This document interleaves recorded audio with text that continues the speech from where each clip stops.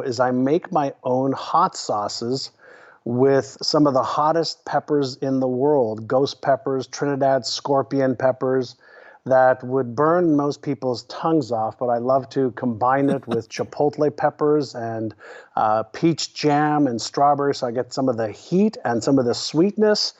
And most people cannot handle the hottest stuff that I create. So there's something most people don't know about what I do as a hobby. Now, where do you source these, or are you not allowed to say? We can buy the peppers just about anywhere we want in some of these specialty stores here. And the name that my kids and I actually gave our sauces is called Tears of Joy.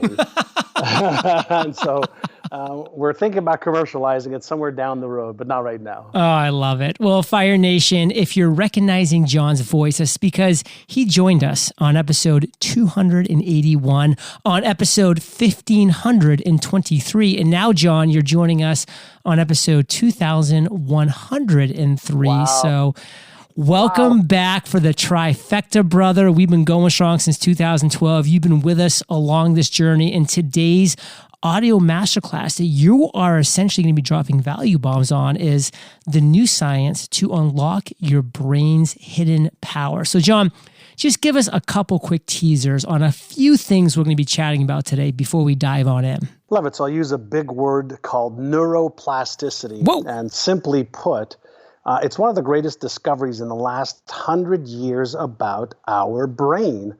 And simply put, neuroplasticity says that we are not hardwired like we thought many years ago, but our brain is creating new patterns like beliefs, new perspectives, new habits every moment of every day. Either new ones are being created or we are reinforcing old ones. And this is where the opportunity is and also where the problems lie when it comes to most people who want to achieve greater success.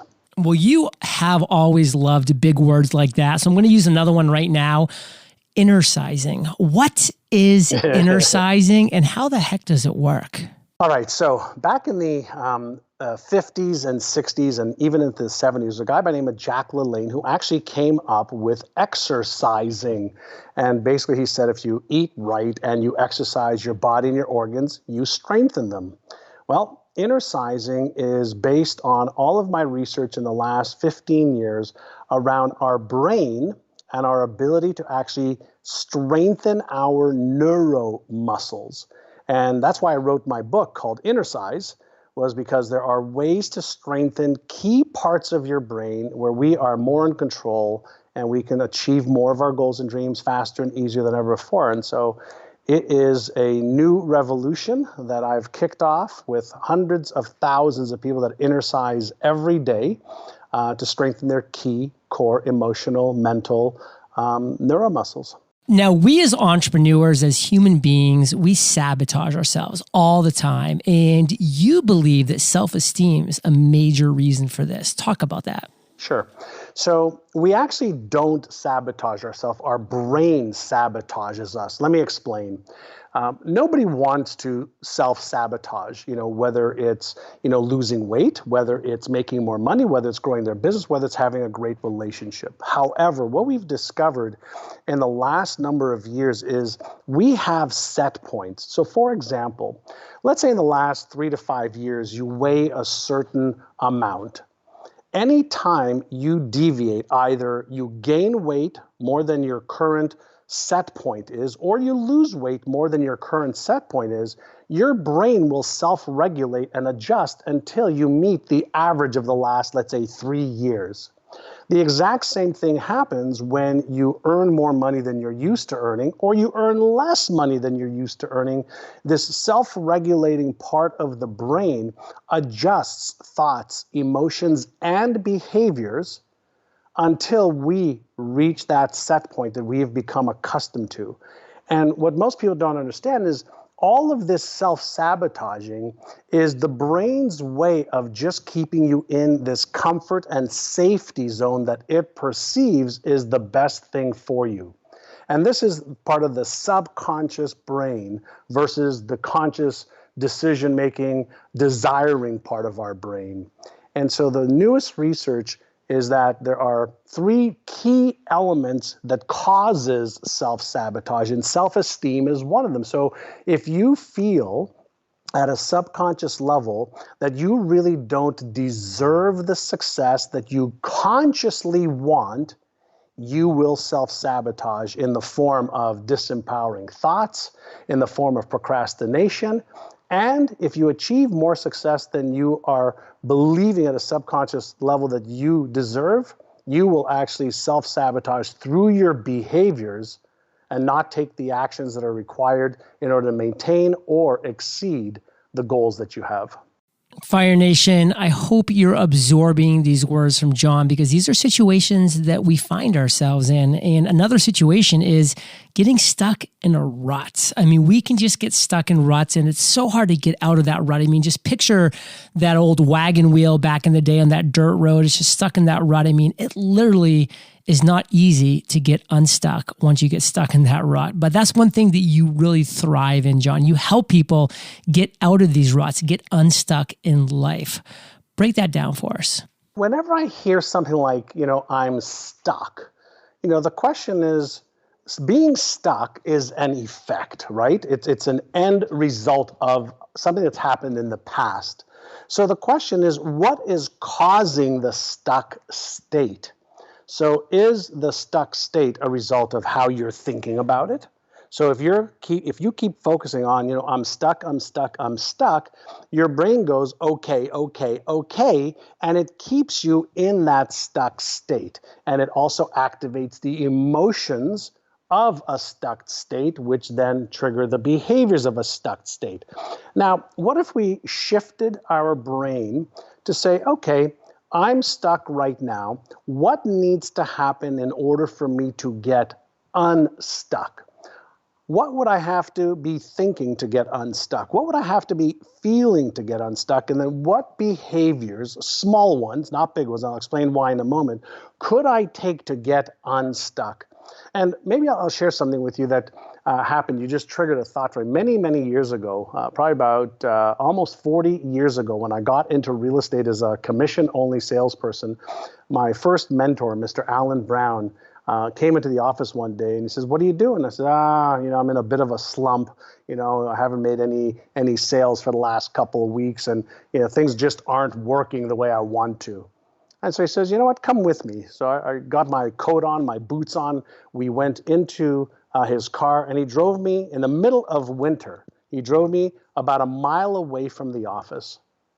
And I said, "What are we doing here?" And he says, "Please get out." And I said, "What do you mean, Mr. Brown? Are you firing me?" He says, No, please get out." I said, "Okay." So I got out. He rolled down the window. And he says, "Great. Now knock doors all the way back to the office and use the script that I gave you. Hi, this is John Assaraf, and we have somebody who's looking to buy a home in the neighborhood, etc."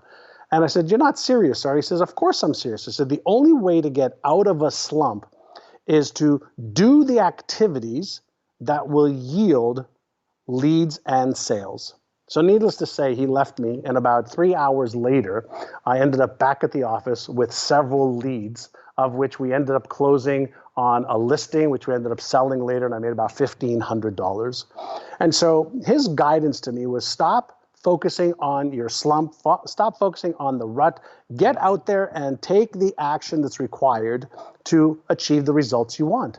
And being a commission-only salesperson, there's only two things that really make a difference, right? Generating leads and closing leads and prospects. And so when we are in a stuck state, what we're doing is repeating a neural and emotional pattern that is stopping us from taking the action we need. And that is something that we can change. Getting out of a rut is difficult, but also changing is tough for a lot of people. It's critical, but it's tough for a lot of us, and it's tough for a lot of entrepreneurs. Now, what I do love is you say that there are 4 things that are blocking us as humans from change. Break those down for us. When we think of the word change, the only human being that likes change is a wet baby. The rest of us humans, we resist change, not because we don't want to grow. It's because when the brain is experiencing change, it has mechanisms, just like a thermostat, keeps the room temperature at whatever is programmed in the thermostat. when you understand the hierarchy of how the brain works, number one is safety, right? So what kind of safety? And number one is for our life. So if there's something that requires, us to be safe from dying, then that is the highest priority for the brain. That's number one. But number two, right there with that, is any potential or real danger. So if there's a potential that I'm going to lose money, the motivational circuit in the brain actually deactivates. The thinking part of the brain, the left prefrontal cortex, what I call is the Einstein part of the brain, deactivates, which is the CEO of the brain. And the fear center and stress center in the brain is activated, which means we're either going to run away, we're going to fight, we're going to faint.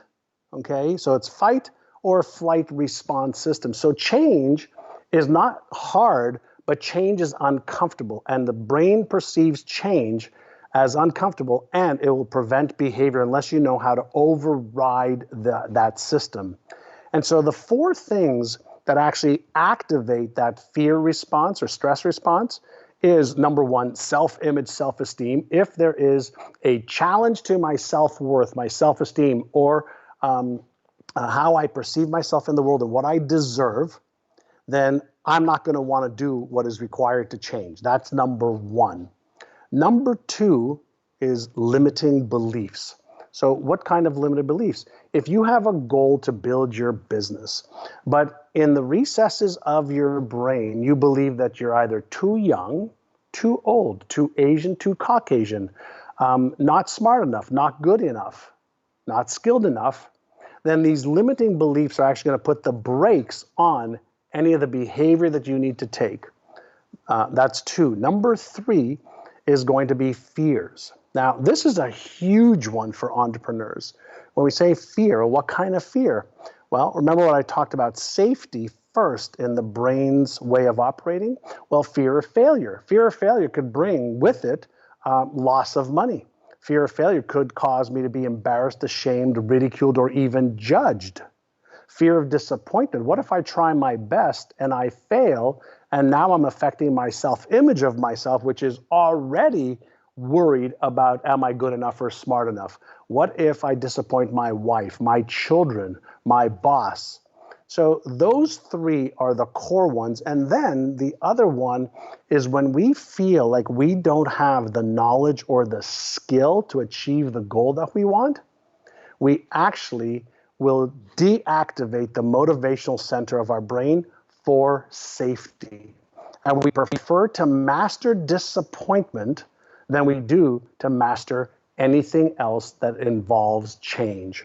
Does that make sense so far? Makes a lot of sense. In Fire Nation, these are things that are blocking us from change, and these are things that need to be unblocked. And another area, John, that you just really talk about in depth and with a lot of skill in is motivation. Because we as humans, we know what's good for us, yet we don't always do those things. So why do we not do the right things, even though we know they're the right things? How do we find the motivation to start doing those things and stick with it?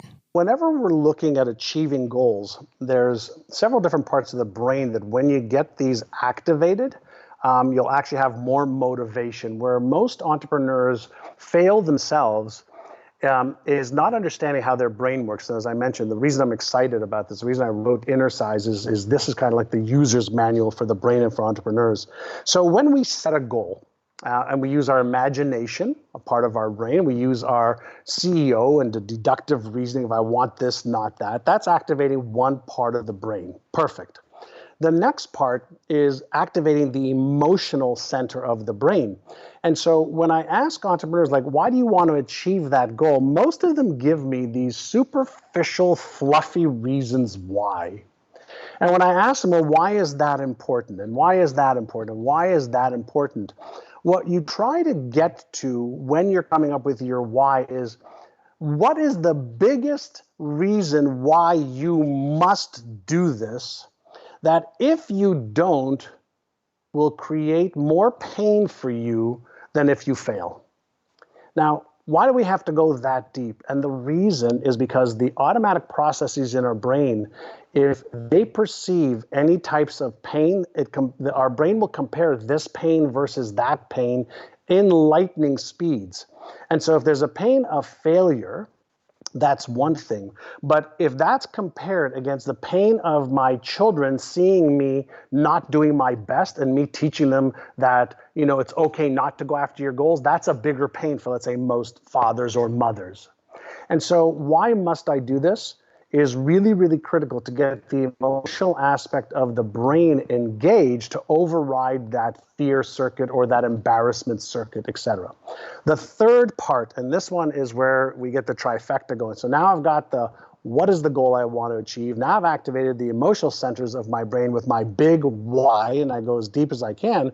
And then the third part is just give me the first 3 steps. What are the 3 steps that are easy to do that I'm committed to doing? Now, why 3 easy steps? Because when we overwhelm our brain with all of the different things I need to learn and things to do and the planning, we actually trigger that stress response center, which deactivates motivation. But if I say to myself, okay, here's what I want, here's the reason why I must achieve it, and here are 3 little things that I could do either today or this week, we actually lower the firing threshold of the fear and stress response center, and our brain says, okay, you can do that because those are easy for you to do. And now we are in action, and now we are building our neuromuscle of confidence. Now we're building our neuromuscle of certainty. Now we're building our neuromuscle of I'm an action taker, as opposed to I have goals and dreams and I procrastinate and I don't take them. So we reduce it to the ridiculous so that we engage several different parts of the brain, including the 4th one now is the motor cortex. And so if you think about your brain, as having a variety of different, band members, right? So if you were in a band, you'd have somebody playing the piano, somebody playing the guitar, somebody playing the, trumpet or whatever the case is, and guitar, etc.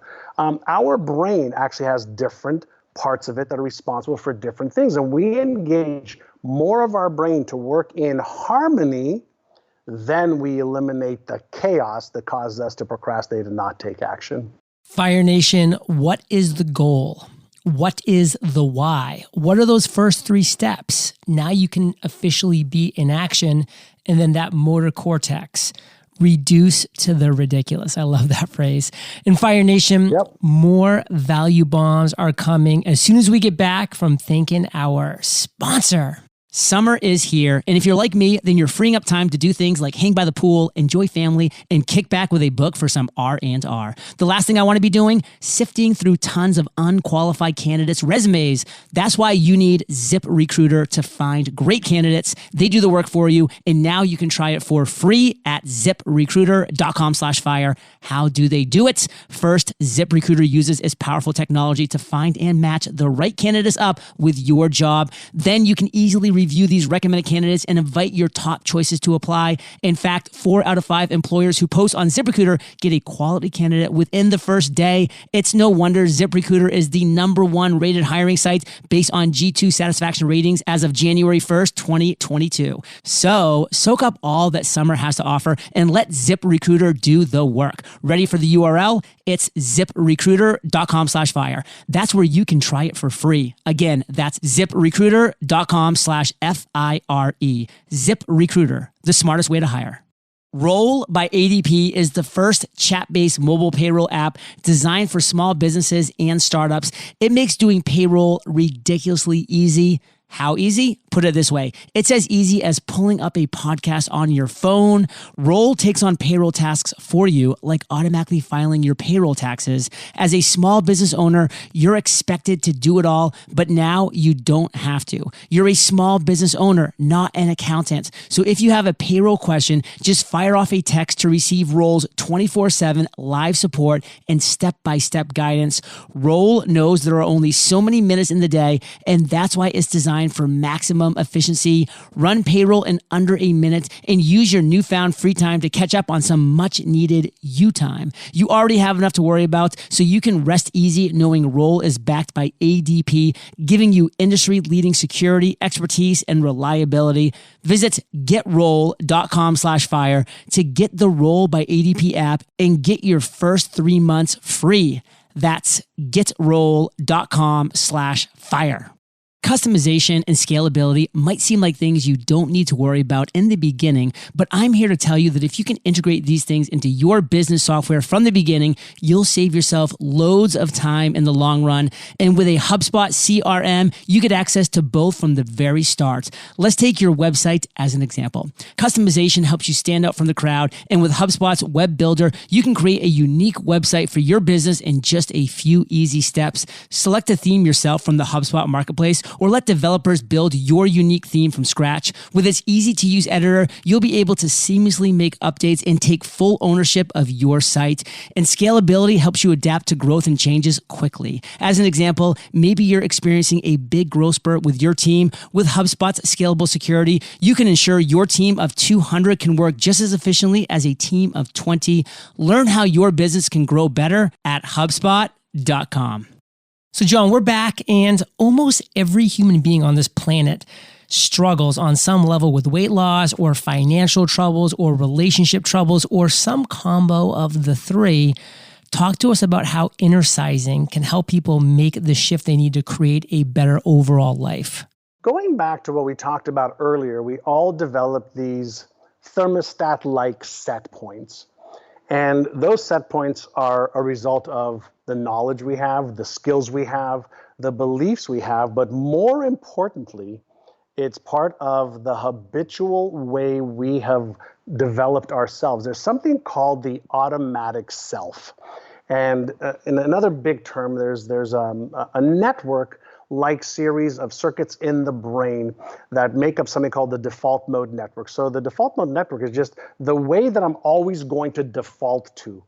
And the default mode network defaults to your habits. So if you think about what habits were you born with, and the answer is none. You didn't have any beliefs, you didn't have any perspective on the world, you didn't have any habits, you developed these habits. Now, what are habits made up of? Habits are made up of our thoughts, our emotions, our experiences, our behaviors that produce these results. And over time, these habits formulate a part of the brain called the striatum, which is the default mode network of our being. And so when we get stuck, in a relationship, when we get stuck financially, we have challenges, most people are repeating patterns over and over and over again, and they're not even aware that this isn't the first time they've had a financial challenge. This isn't the first time they've had a relationship challenge. This isn't the first time they've lost weight and gained it all back. And so the question is, how do we reset the habitual patterns in the brain, the stuff that works 95 to 98% automatically without our even knowing it day in and day out? And the answer is by creating a new pattern that we have to reinforce, new thought patterns, new emotional patterns, new belief patterns, new ways of managing our emotions. And that means we have to innercise some new neural muscles. Now, here is the thing that everyone wants to pay very, very close attention to. We used to believe, the neuroscience and neuropsychology community believed that it took about 21 days to develop this new thought, emotional, or behavioral pattern. Well, take that number and throw it out the window and forget it for the rest of your life. Because all of the latest research that's come out just in the last 12 months says it takes between 66 days and 365 days of repeating a pattern for it to go from us consciously using our effort to it becoming a subconscious new pattern that overrides the old one. I hope I make that really, really clear. Not 21, not 35, not 45. Between 66 and 365 days to develop a new pattern that goes from your conscious effort, having to think about doing it, to a subconscious pattern that actually works without you thinking. Fire Nation, these are the type of value bombs that I want you to be absorbing from John as we're kind of going through this innersizing process. And John, what I want to do right now is get specific, because you've used innercise techniques to lose weight, to build strength. This is you. How have you done it?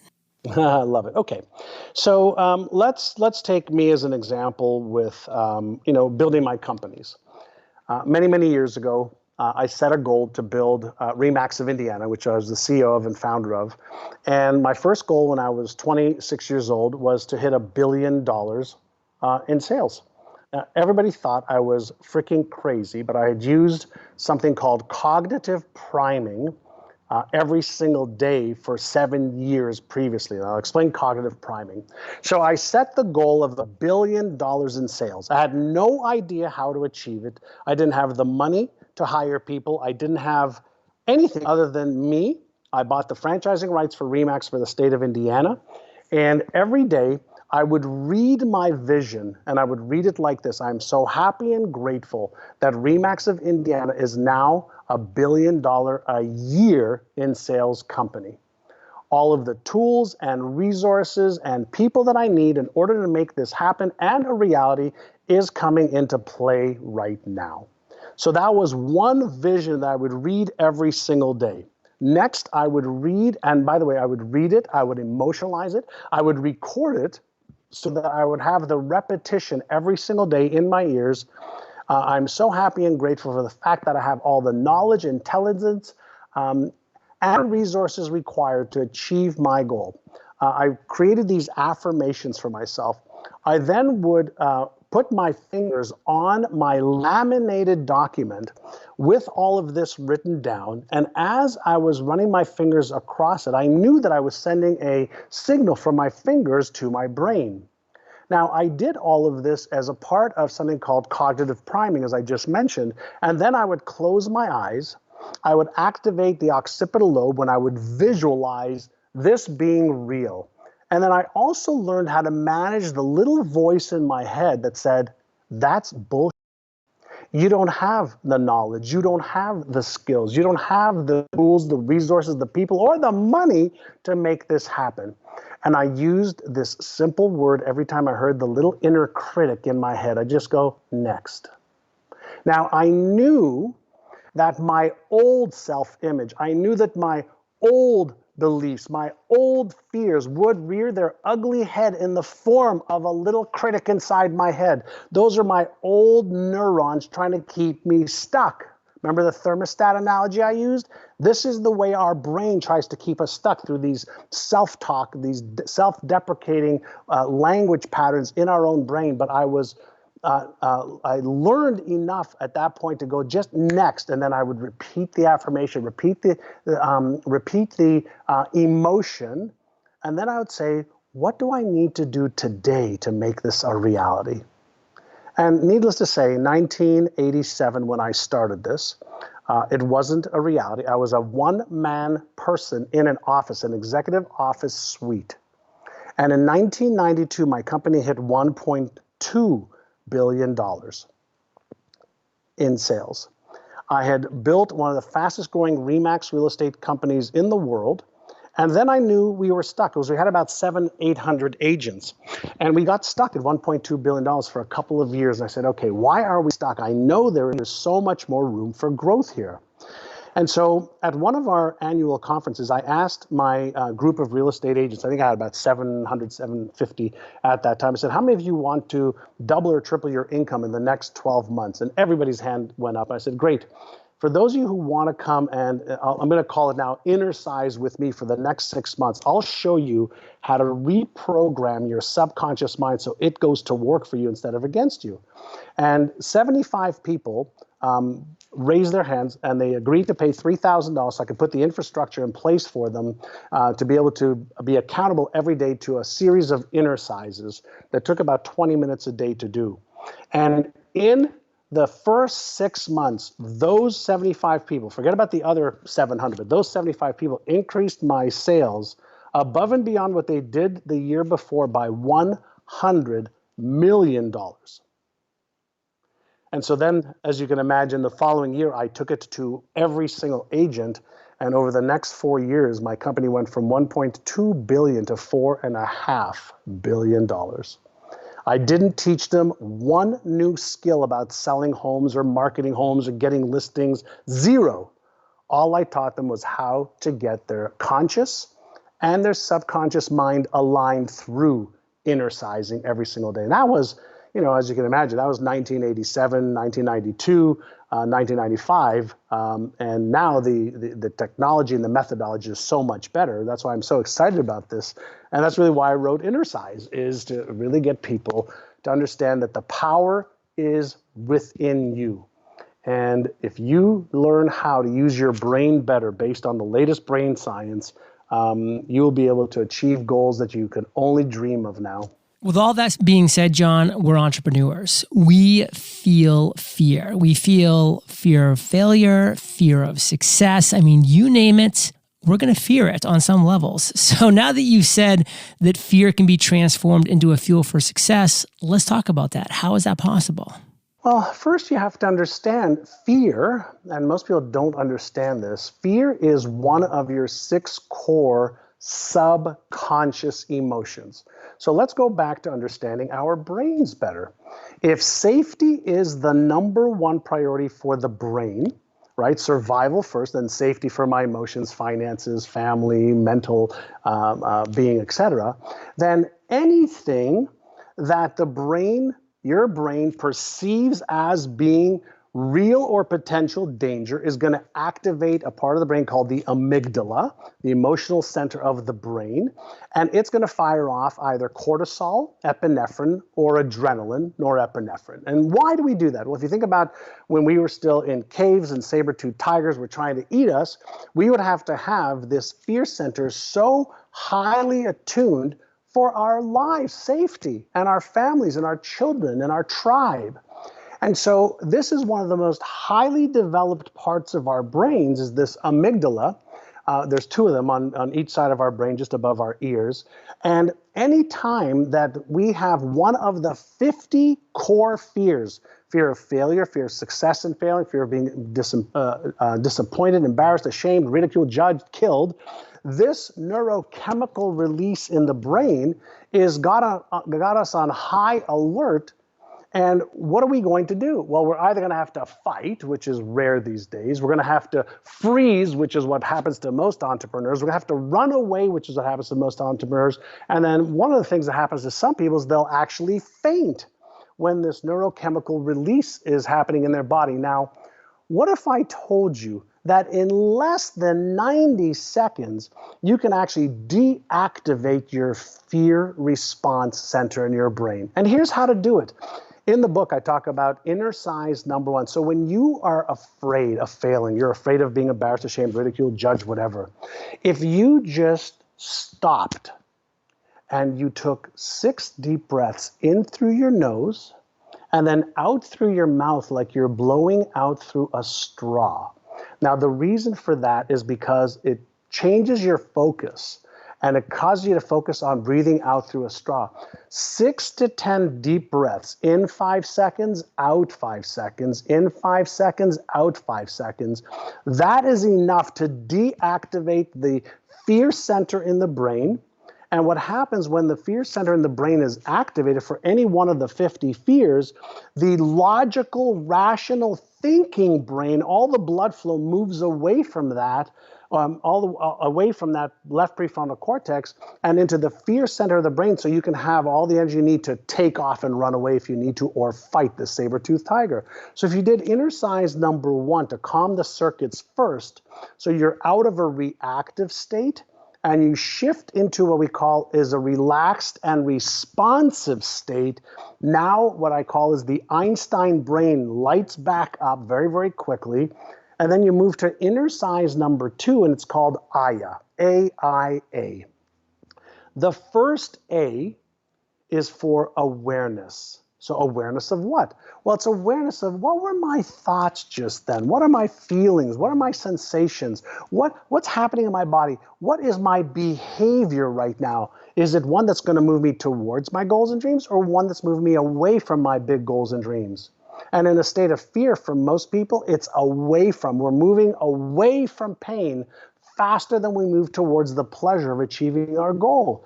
So in this state of awareness, I go, wow. I can sense this. Now it's imperative, John, that we do this. When you're doing these Inner Size that I'm teaching you, you must do it without any blame, shame, guilt or justification. You have to learn how to be aware of the neurochemical and the emotional processes within you to be able to change your brain. So the first step is awareness. And then in a calm, relaxed state, you ask yourself, which is the I now, what's my intention?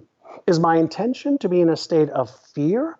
Or is my intention to be in a state of taking action? Is my intention to put my tail between my legs and allow this fear to control me? Or is my intention to move forward? And for most entrepreneurs, it's obviously move forward, take action. And then we're going to go back to the third A. So we have Aya, awareness, then intention. The third A is action. Now, I'm going to go back to what I suggested earlier. You do not overwhelm the brain with massive action as some motivational speakers tell you to do. It floods the brain with more of the neurochemistry that causes people to fear and to freeze or run away. You set up what is one simple action I can take right now. One, not even three here. You do one. And now you take that action step. Now you have actually created a process in which you have discharged the fear response initially. You have rewired your brain. I'm talking about really rewiring your brain, creating a new neural pattern.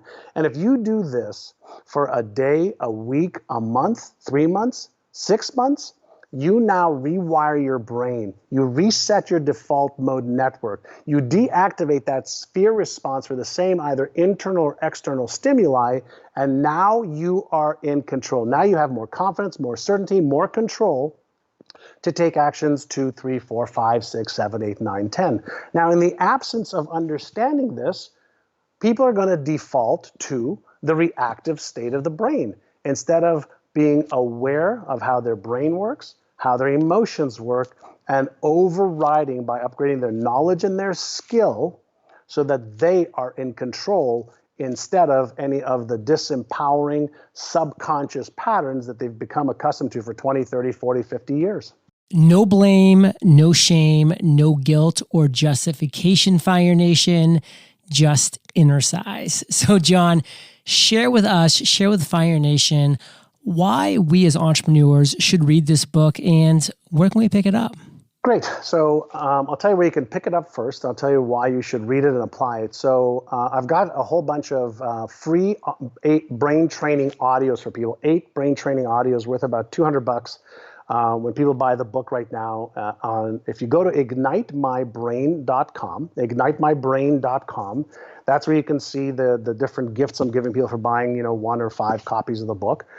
They'll go to Amazon to buy the book, then come back to igniteMyBrain.com, put in the little code, and I'll give them a whole bunch of gifts for buying the book. So why should they read the book? Well, a couple things we didn't talk about yet is understanding that within our brain, we really have 2 brains. One of them I call is Einstein, and Einstein is the genius part of your brain that can use imagination and deductive reasoning to figure things out and to create plans. But the other, and by the way, that's called the left prefrontal cortex, which is just above your left eye, obviously behind your skull. But right next to that, in the other frontal lobe, your right frontal lobe above your right eye, is Frankenstein. And Albert Einstein is one of my heroes, and I just loved how brilliant he was for thinking outside the proverbial box and using his imagination to solve things. But we also know that Frankenstein is there right next to Albert Einstein, coming up with reasons why you can't or shouldn't or won't. So imagine you're driving your car and you have one foot on the gas, and that's Einstein, but then every time you make a little bit of headway or you want to get somewhere else, Frankenstein comes up and says, well, here's why you can't. You're not smart enough. You're not good enough. You're too young. You're too old. Last time you tried this, you got hurt. I saw something. I read something. Your sister, your brother, your mother, your father did this and they lost their shirt. So you have to learn that first and foremost, you are normal. This is just how our brain works. And hundreds of thousands of years of evolution have given us these neural circuits that work at lightning speeds behind your level of awareness to function and keep you alive, to keep you safe. But you also are motivated by pleasure and achieving goals. And so the book is a user's manual for how to understand how to use Einstein where Einstein is needed, how to tame and calm Frankenstein, and then how do you get the rest of your brain through innercising, whether it's learning new self-talk patterns, learning how to manage your stress, learning how to manage your fears, learning how to develop new empowering beliefs, learning how to let go of disempowering habits that just kill your chances for hypergrowth or for regular growth, and how do you develop methodically in an organized, step-by-step fashion a way for you to be able to achieve one goal after another, whether it's your health, whether it's relationships, career, business, or money, or whatever it is you want to achieve. There is a process by which when you use it to get your brain to be on board with you, it'll make achieving goals faster and easier than ever before, which is different than fast and easy. It's faster and easier. If you're over the age of 25, you've got a bunch of beliefs that may be empowering you, may be disempowering you. You have a bunch of habits that may be empowering you, may be disempowering you. What if you could learn how to recognize which ones are serving you and empowering you and helping you achieve your goals, which ones are not, and how to let go of them because they're nothing more than a reinforced neural pattern in the brain that operates automatically. So the book is all about how to take better care of your brain's processes so that you are once and for all in control and able to achieve more of your goals and dreams. Fire Nation, it's time to take control. It's time to accomplish your hopes and dreams.